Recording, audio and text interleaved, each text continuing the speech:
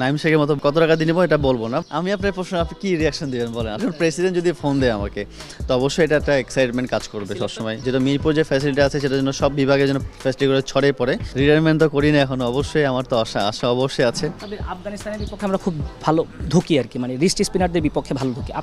আপনি যখন খেলেন আপনার হিটগুলো কিন্তু পরিপূর্ণ হয়, ক্লিন হিটের ব্যাটার বাংলাদেশে বিরল।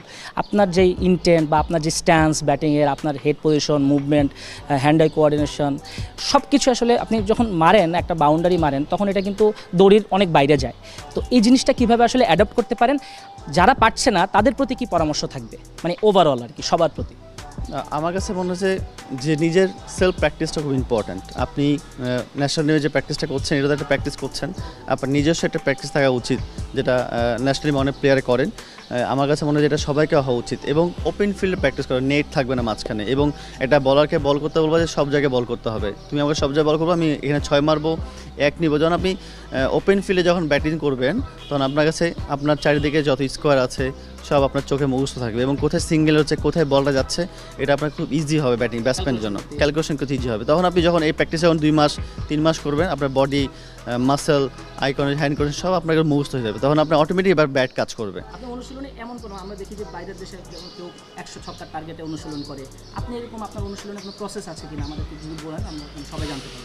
আমি যতটুকু আমি লাস্ট 2 বছর ধরে প্র্যাকটিস করছি রাজশাহীতে, আমার বাসা রাজশাহীতে। আমি ওখানকার একটা মাঠ ভাড়া নিয়ে নিই। নাইম শেখের মতো বলবো না, বাট আমি কত টাকা দিয়ে নেবো এটা বলবো না। বাট আমার কাছে মনে হয় যে নিজস্ব একটা প্র্যাকটিস আমার কাছে খুব ইম্পর্টেন্ট। আমার নিজের প্র্যাকটিস খুব ইম্পর্টেন্ট। আমি ওই সময়টা আমি খুব এনজয় করি।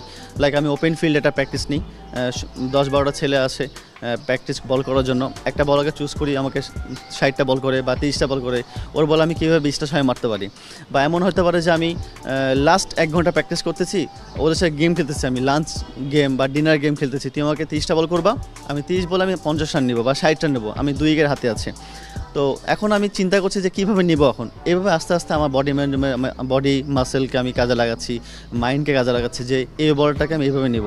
তখন কী হবে, 30টা বল খেলে একটা ওভার আমি পাবোই, একটা ওভার ওয়েট করছি। তো আমার কাছে মনে হয় এটা অনেক লম্বা কাহিনি, বাট আমার কাছে মনে হয় যে প্রত্যেকটা প্লেয়ারকে এটা সেট করা উচিত যে 30টা বল করবো, আমি 20টা ছয় কীভাবে মারবো, 20টা ছয় না হলে 15টা ছয় কীভাবে, 15টা যদি না মারতে হবে 10টা ছয় কীভাবে মারবো, 10টা ছয় মারতে হবে 30 বলে।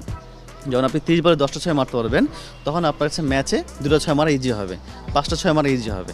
তো আমার কাছে এই প্র্যাকটিসটা আমি এভাবে প্র্যাকটিস করছি, এবং লাস্ট 2 বছর আমি এটা কন্টিনিউ করছি। এবং আমার কাছে মনে হয় যে বাইরের দেশে 2টা T10 খেলেছি আমি, জিম্বাবুয়ে এবং শ্রীলঙ্কা T10।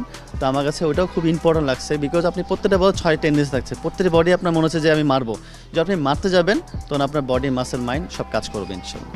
সাইফ হাসান ভালো ইনক্লুশন, আপনার মতো ক্লিন হিট করতে পারেন, মানে আপনারা সহ থাকলে আরও ভালো হতো। সাইফ মানে সাব্বির এরকম একটা ভালো একটা কম্বিনেশন হতো। কি মনে হয় সাইফ ছেলেটাকে, শুরুতে যখন এসেছে তখন কিন্তু এমন ছিল না। আপনার শুরুটা দুর্দান্ত ছিল, কিন্তু অনেক ডেবুট্যান্ট শুরুতে ভালো করতে পারে না, ঘাবড়ে যায়, ইনজুরি প্রবণ ছিল। এখন কোথায় পরিবর্তন দেখছেন যখন খেলা দেখতে বসেন? সাইফের কোন জায়গাটা পরিবর্তন দেখছেন? আপনি আমার স্ট্রাইক ঘাটেছেন। আপনি লাস্ট সাইফের 2 বছর স্ট্রাইক ঘাটবেন। ওই 2 বছর কোথায় কোথায় খেলছে, গ্লোবাল খেলছে কোথায় হয়, গায়নাতে, বাইরে আবুধাবি খেলছে কোথায় হয়, আবুধাবিতে হয়, T10 খেলছে। ও T10 থেকে কিন্তু ন্যাশনালে ঢুকছে। তার মানে আপনি দেখবেন যে T10 ও ভালো খেলছে, T10 ওর ব্যাট সুইং, ওর স্ট্রাইক রেট সব কিন্তু T10 থেকে আসছে। BBL ভালো খেলছে, তোকে একটা মোটিভেট দিয়েছে এবং ফ্রিডম দিয়েছে যে না তুমি মারতে পারবা। এবং দেখেন ও T10 থেকে মারা শুরু করছে, এখন ওই দুর্দান্ত মাছ, ওর কিন্তু বডি মাসেল কাজ করছে, ওর মাইন্ড কিন্তু কাজ করছে পরে, কিন্তু ও অটোমেটিক মারতেছে। একটা আচমকা একটা শট মারা দেখবেন যে লেগ সাইড দিয়ে, ওটা কিন্তু ওর বডি মাসেল কাজ করে। তো আমার কাছে মনে হয় যে ও লাস্ট 2 বছরে দেশে বাইরে বেশি খেলছে, সব জায়গায়। আপনি দেখেন T10 খেলছে, T10 আপনার রেস্ট স্পিনারকে, গুগলি কি আর পেস বলার